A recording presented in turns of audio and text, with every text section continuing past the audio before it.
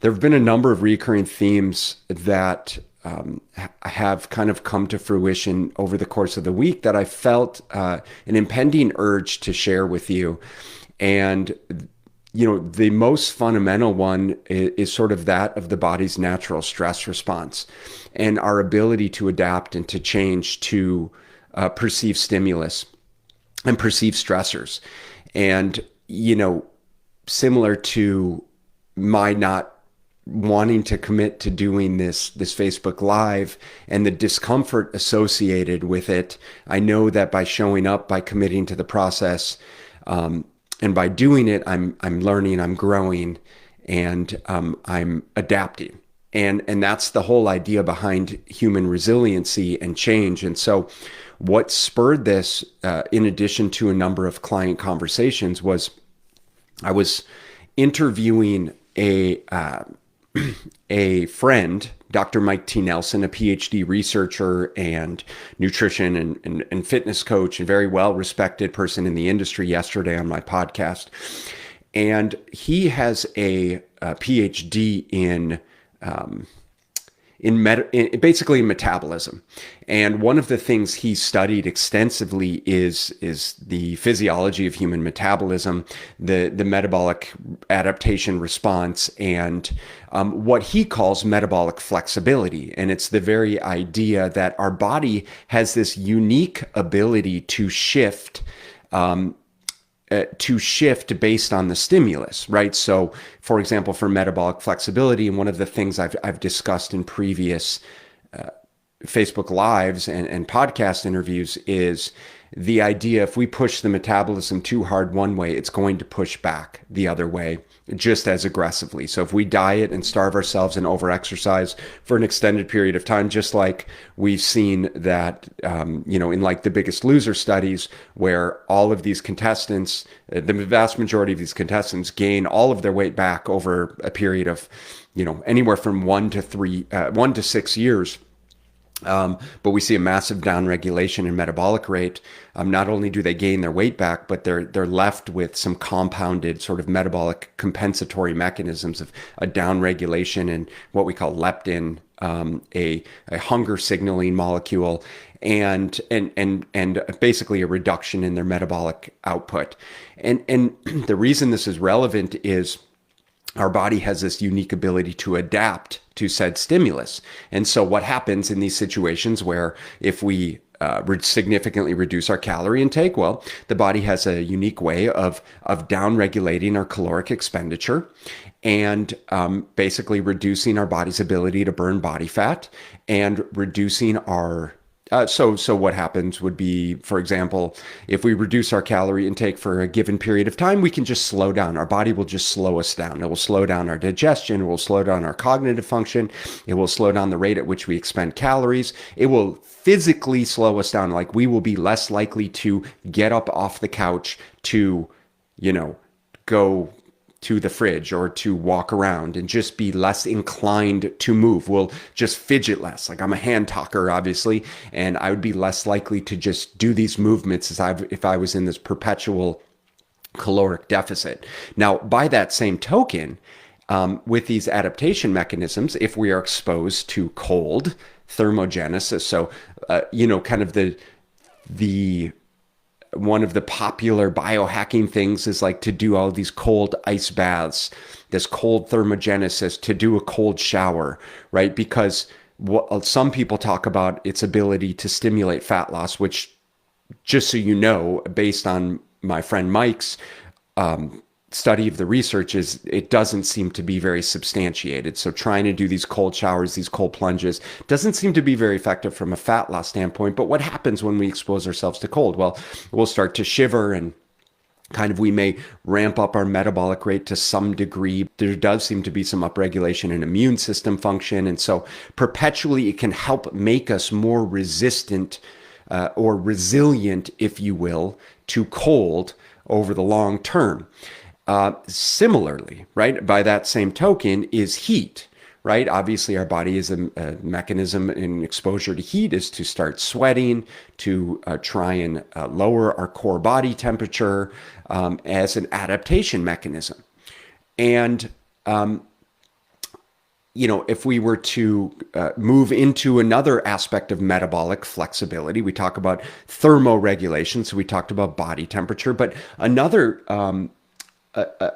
thing that we can talk about as it pertains to metabolic flexibility is fasting, right? And we talk about fasting and the body's ability to adapt to extended periods of time without food.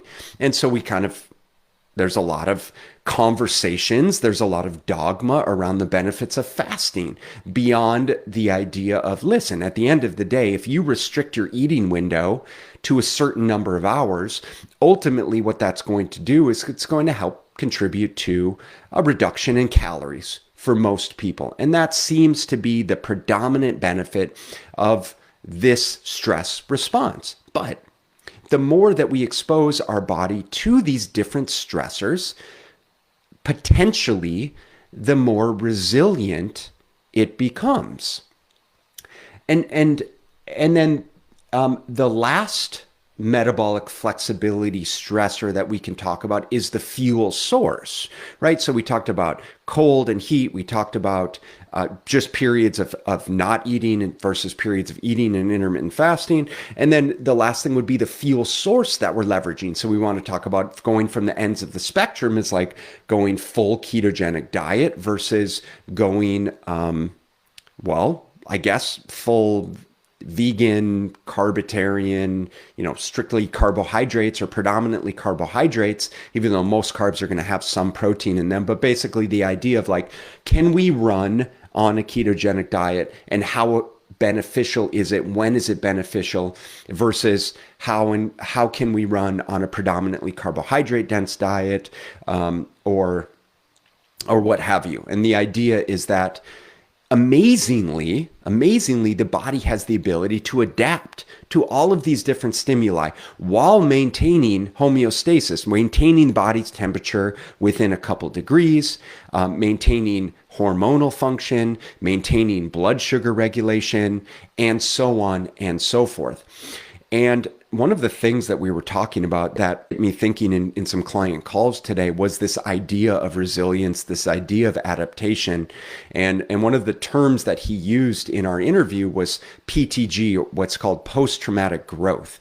And it's this idea that when we are subjected to a trauma, and I'm not going to refer to it, this is really refers to in the context of like post-traumatic stress. We talk about soldiers in war. We talk about people that are exposed to inhumane treatment, to starvation, to abuse of any kind. Again, that all could lend itself to post-traumatic stress disorder. But what we're talking about is post-traumatic growth. And it's the idea that by virtue of having trauma, or in our particular case, what we're talking about is really this level of micro trauma, how does the body, specifically the brain, adapt to said stimulus, right? And so another term that I'm going to use to reframe this whole idea is stress inoculation, right? When we expose ourselves to certain stressors, we invariably start to inoculate ourselves, right? We can think vaccines here because that's certainly timely, but what's supposed to happen with vaccines is when you get a vaccine, it introduces a mechanism by which the body can then become more resilient. And it's the same concept as it pertains to this concept of stress inoculation. So to put this into context, I was having a conversation with a client earlier today, and she was expressing how uncomfortable it feels for her to go into the gym. Right? It's just been one of those limiting factors for her. It's been one of the things that's been keeping her, frankly, from making progress in her journey, so to speak, because she can't seem to get over the fact that she's terribly uncomfortable just going into a gym. She's never been one to really work out very much.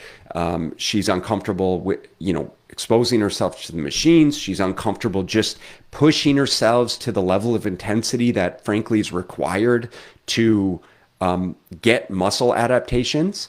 And so hence this conversation around this is the very thing that you need to expose yourself to in order to drive the response that your body needs. Now, this is obviously a lot of psychosomatic related stuff, but simply understanding that by virtue of us putting ourselves in these situations that feel terribly uncomfortable, we are inoculating ourselves to said stressor.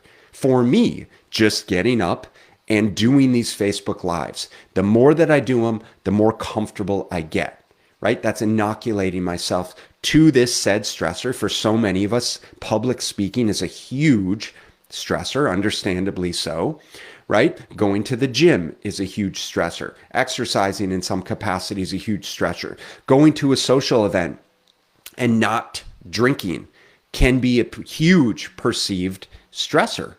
And so the conversation for so many clients, especially in the realm of alcohol intake, has been around how do we put ourselves in more of these situations that feel so uncomfortable so that we can expose ourselves to the stress, realize that we're all the better for it, which invariably helps create these kind of neural connections and build this level of resilience around that particular stressor. And so all of this is to come back to the idea of what is it that you can do in your life starting today that has been potentially holding you back, that makes you feel terribly uncomfortable, but that you know by virtue of you exposing yourself to that stressor more and more and more frequently will help you grow, will help you build, right? Will help you change, will help you start to become the person that you say you want to be, right? A good analogy would be just like building a muscle, right? You don't walk into the gym and automatically get huge, but you have to have many, many, many repeated exposures so that every single time you're creating a little bit of damage, a little bit of trauma, so that the body can heal and adapt. And then you do it again, and then you do it again. And I think all of this lends itself to exactly what needs to happen in the realm of health and fitness and nutrition, because if you look in the Facebook group, I posted something along the lines of, tell us the best advice that you've ever had to lose weight, but wrong answers only. And everyone's commenting around, you need to do some diet, you need to do keto, you need to do bars and shakes, you need to do a juice fast. The irony is that we've all done that shit. Like, we've all done it. And so how do we start to reframe our mindset around doing the boring work repetitively, right? Day in and day out, as a means to grow. And understanding that along the way, there's going to be plenty of bumps in the road, plenty of hurdles to overcome, but that's just part of the process. We still show up to the gym. We still lift the weight. There's going to be days when we're injured. There's going to be days when we're sick, but we still got to show up. We still got to lift if we expect that muscle to grow. It's the same thing around our nutrition, building the skills and behaviors that are going to help us drive improved eating habits, change our lifestyle, change our social support system, help us realize that there are certain people that are going to help us grow. There are certain people that aren't, making sure that we're surrounding ourselves with those right people. And so that's it for today. I just wanted to keep it relatively brief, hopefully tangible for you.